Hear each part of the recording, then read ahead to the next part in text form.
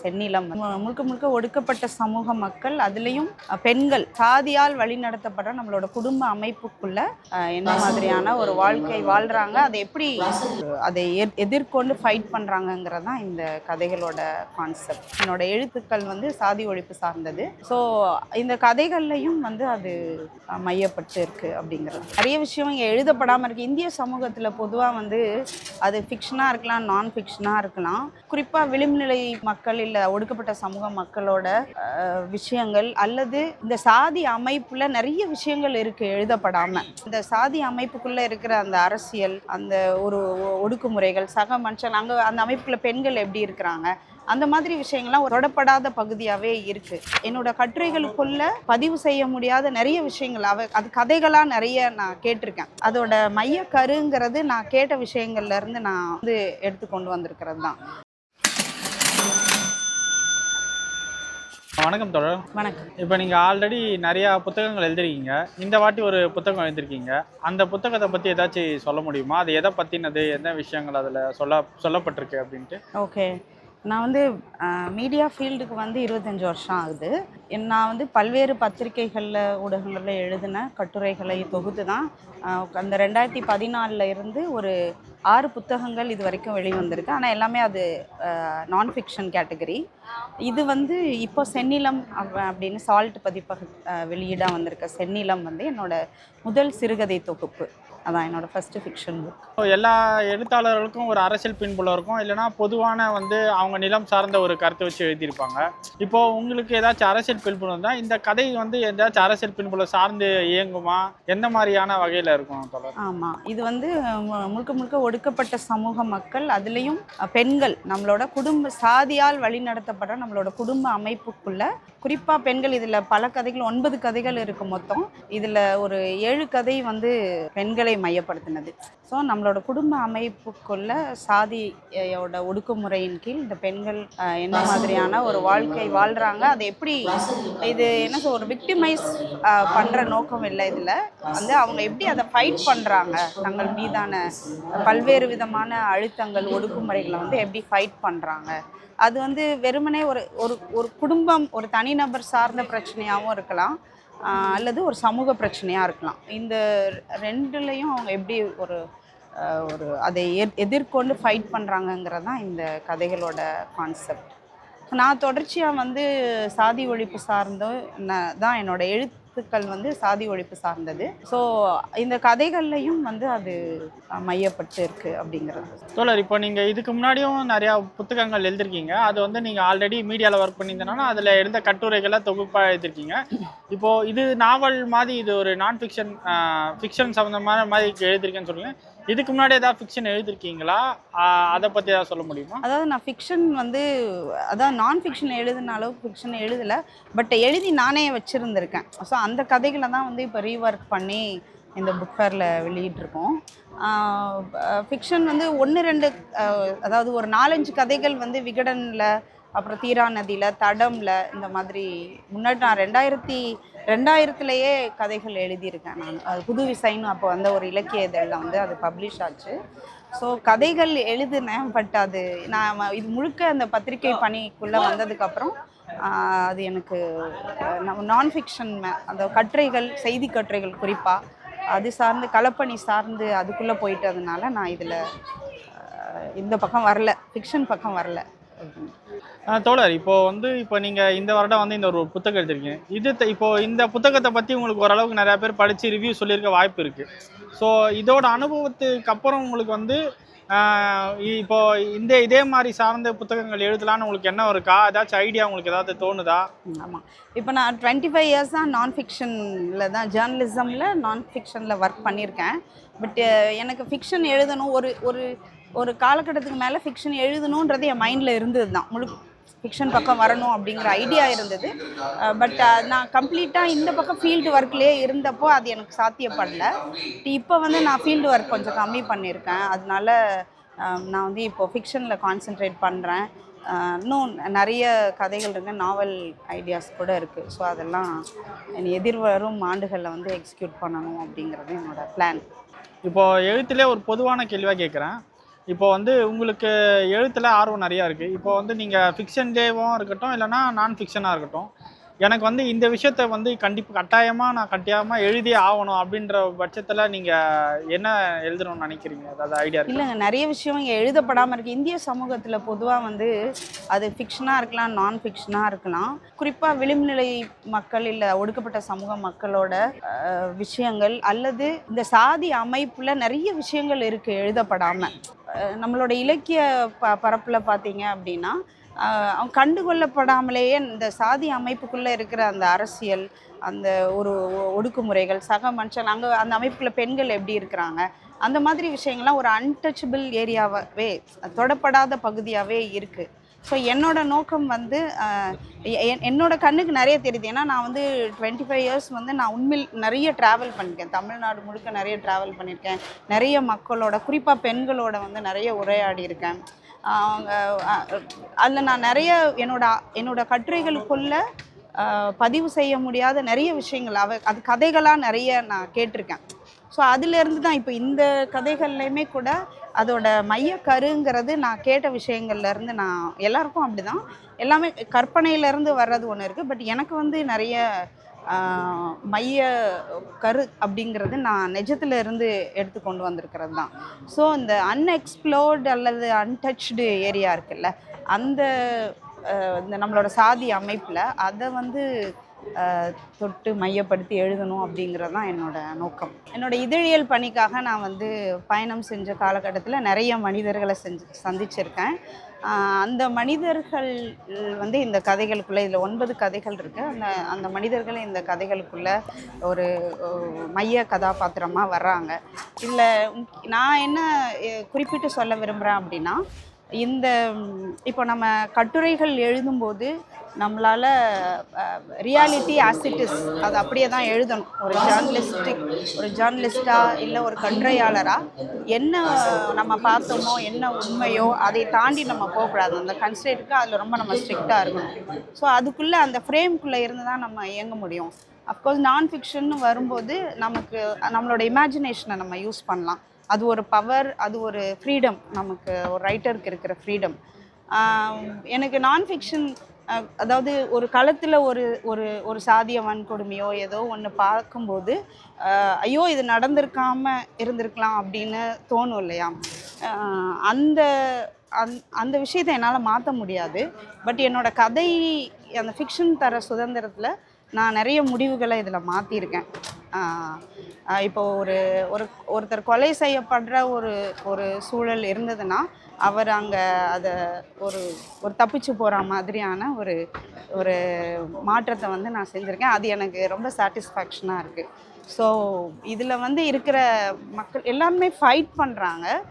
ஒடுக்கப்பட்ட மக்களுங்கிறவங்க வந்து யாரோ திணிக்கிறது தானே அவங்க மேலே. ஸோ தங்க மேலான ஒடுக்குமுறைக்கு எதிராக அவங்க ஃபைட் பண்ணுறாங்க. அதில் ஜெயிக்கிறாங்க தோக்குறாங்கங்கிறது அப்புறம், பட் ஃபைட் பண்ணுறாங்கங்கிறது உண்மை. இந்த கதைகளில் அவங்க ஃபைட் பண்ணி ஜெயிக்கிறாங்க அப்படின்னு காமிக்கணும்னு தோணுச்சு. ஸோ இதை வாசிச்சுட்டு வாசகர்கள் தங்களோட கருத்துக்களை சொல்லணும். கண்டிப்பாக அவங்க எல்லாருக்குமே பிடிக்கும் அப்படின்னு நல்லா உறுதியாக சொல்லணும். அதாவது ஒரு சமத்துவத்தை நேசிக்கிற, விரும்புகிற எல்லாருக்கும் இது ரொம்ப ஒரு ரொம்ப பிடிச்ச ஒரு படைப்பாக இருக்கும் அப்படின்னு நான் நினைக்கிறேன்.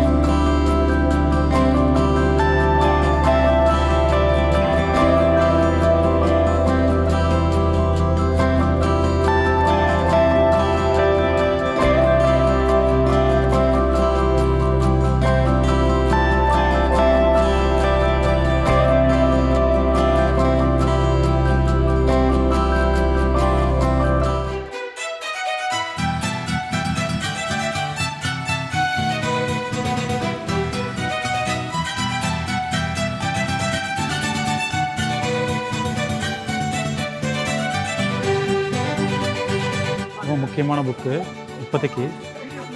டாக்டர் அம்பேத்கரும் இந்திய அரசியலின் சட்ட வரலாறும். இந்த புக்கை நான் வாங்க போகிறேன். உலகத்தில் ஒரு உன்னதமான காதல் கதை, ஜென்னி மார்க்ஸோட காதல் கதை. ஸோ எங்கள் ஒரு நாள் குடும்ப வாழ்க்கை. ஸோ ஜென்னி மார்க்ஸ் பற்றி புக்கும் இது நான் வாங்க போகிறோம்.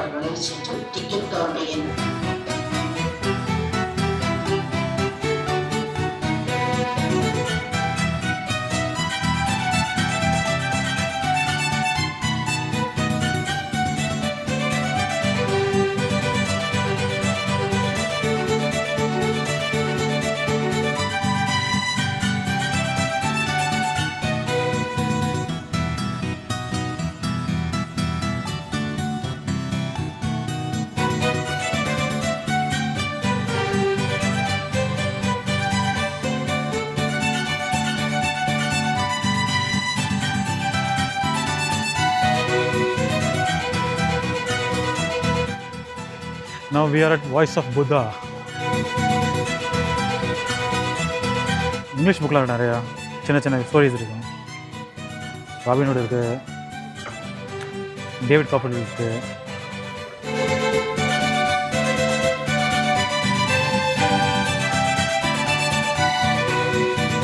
Dalit Panthers, authoritative history.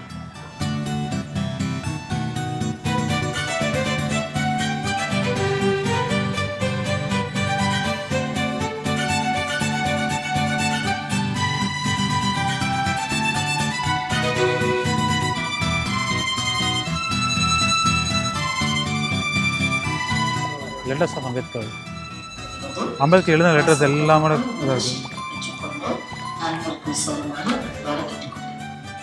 இது 200 லெட்டர்ஸ் இருக்குடா. அன்காஸ்ட்.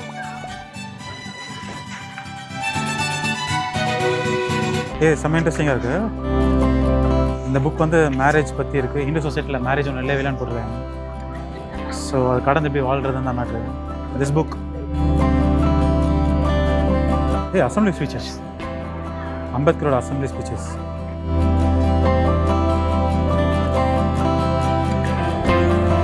ரொம்ப முக்கியமான 3 ஸ்பீச்சஸ் இருக்குது. 17th December 1946, resolution regarding aims and objects. 4th November 1948, introducing the draft of constitution to the Constituent Assembly. 25th November 1949, adopting the constitution.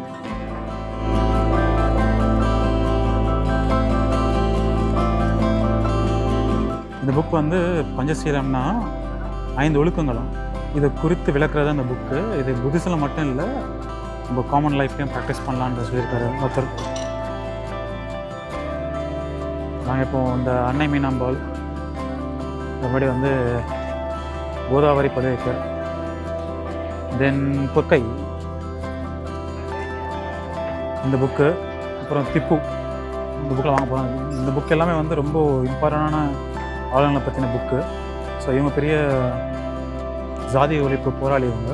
So இதில் முக்கியமான ஒரு பிரிட்டிஷ்க்கு எதிர்க்க ரொம்ப பயங்கரமான விஷயங்களை பற்றி இப்போதைக்கு இவரை பற்றி நிறைய விஷயங்கள் வந்து புதைக்க பார்க்குறாங்க. ஸோ இதை வாங்கி படிங்க எல்லோரும். நான் படிக்கிறேன்.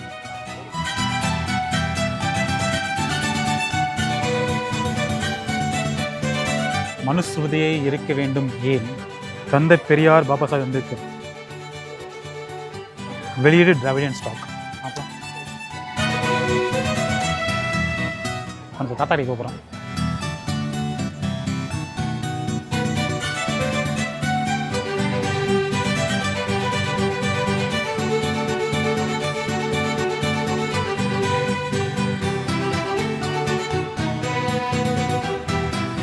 தாத்தா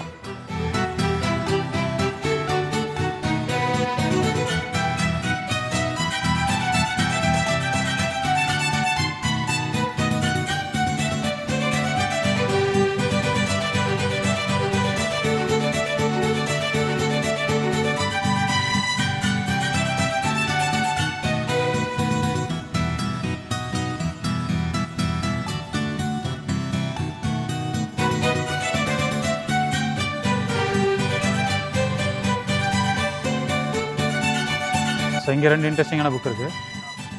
காவிகளுக்கு கருப்பின் செருப்படி அப்படின்னு புக்கு. இன்னொரு புக் வந்து சம்பிரதாயங்கள் சரியா.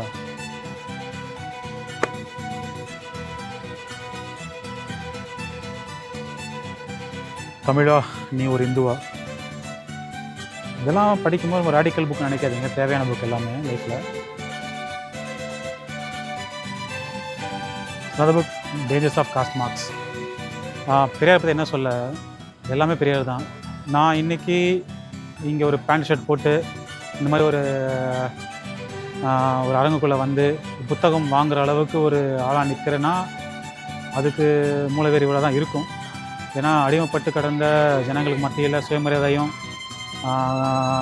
ஒரு மரியாதை தாண்டி ஒரு தன்னம்பிக்கையை ஊட்டி நீங்களும் ஒரு ஆள் தான், நம்ம நிற்கணும் அப்படின்னு சொன்னது. பெண் விடுதலை மிச்ச எல்லா வகைகளிலையும் இவரை வந்து போற்றுறதுக்குரிய ஆளாக தான் இருக்காரே தவிர எங்கேயுமே வந்து பெரியார் தவிர்த்துட்டு வாழ முடியாது. இனி பெரியார் வெறுக்கிறவங்க கூட அவங்க பெரியாரை தவிர்த்து வாழ முடியாதுன்னு நினைக்கிறேன். ஸோ அந்த அளவுக்கு பெரியார் வந்து ரொம்ப சிக்னிஃபிகண்ட்டாக இருக்கார் இந்த தமிழர்கள் வாழ்க்கையில். சூன் இந்தியா முழுதும் இவருடைய பேர் வந்து இப்போ ஒரு பாப்புலரான ஆளாக இருக்கார். பாப்புலரை தாண்டி இவரோட கொள்கைகளும் எல்லாமே வந்து சரியான வகையில் புரிஞ்சிக்கணும்னு ஆசைப்பட்றேன். ஸோ அது நடக்கணும்னு ஆசைப்பட்றேன். அதே மாதிரி இங்கே புக்ஸும் வந்து புக்ஸ் நிறையா விற்கிது, வந்து இவரை படித்து பாருங்கள் அண்ட் இவர் நல்லா உண்மையாக தெரிஞ்சுக்கோங்க. இது வந்து 100 ஆண்டுக்கான நீதி கட்சியும் 90 ஆண்டு காணும் சுயமரியாதை இயக்கம் பற்றிய புக்கு. ஸோ இது நிறைய பேருக்கு வந்து நீதி கட்சின்றது என்னென்ன தெரியாது. It's a predecessor of Dravida Kazhagam. So அதே மாதிரி இன்னொரு புக் பார்த்தீங்கன்னா நீதி கட்சி அரசு பாடுபட்டது யாருக்காகன்னு ஒரு புக்கு. இந்த புக்கு பார்த்தீங்கன்னா அவங்க கொண்டு வந்த திட்டங்கள், அவங்க நிறைவேற்றின ப்ராஜெக்ட்ஸ் பற்றின புக்காக இருக்கும். இந்த புக்கை நீங்கள் படித்தீங்கன்னா சென்னையில் வந்து பழைய கட்டிடங்கள், பழைய விஷயங்கள் நிறையா உங்களுக்கு புரிய வரும். ஸோ இது நீதி கட்சின்றது வந்து ஒரு தமிழ்நாடு தனி மாநிலம் மாறுது மாதிரி மெட்ராஸ் பிரசிடென்சின்னு இருக்கும்போதே பிரிட்டிஷ் பீரியட்லேயே வந்து ஆட்சியில் இருந்த கட்சி உங்களுக்கு. So very useful for you. இது பார்த்தீங்கன்னா ராசி பலனே போடாத கேலண்டரு. நல்லா கேட்டால் எல்லாம் பாடாது, நல்லாயிருக்கும். வாங்க. ஆக்சுவலாக நல்லா எனக்கு போட்டிருக்காங்க. எப்படின்னா நல்ல நேரம் 24 மணி நேரம்.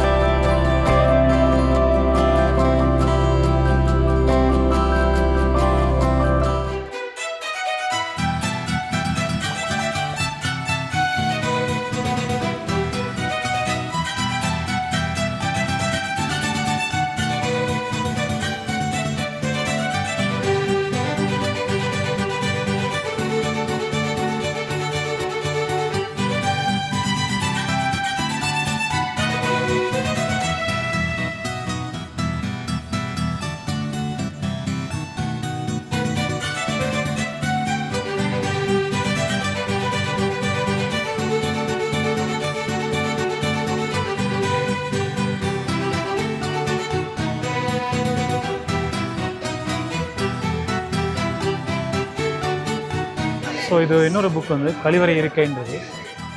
So it's very interesting book. உங்களுக்கு வந்து செல்ஃப் ரெஸ்பெக்ட்டு. ஸோ நீங்கள் யாரும் ஒரு விதத்தை தேடுறீங்கன்னா இந்த புக் வந்து சில பெர்ஸ்பெக்டிவ் கொடுக்கும், படிச்சிங்க நல்லாயிருக்கும்.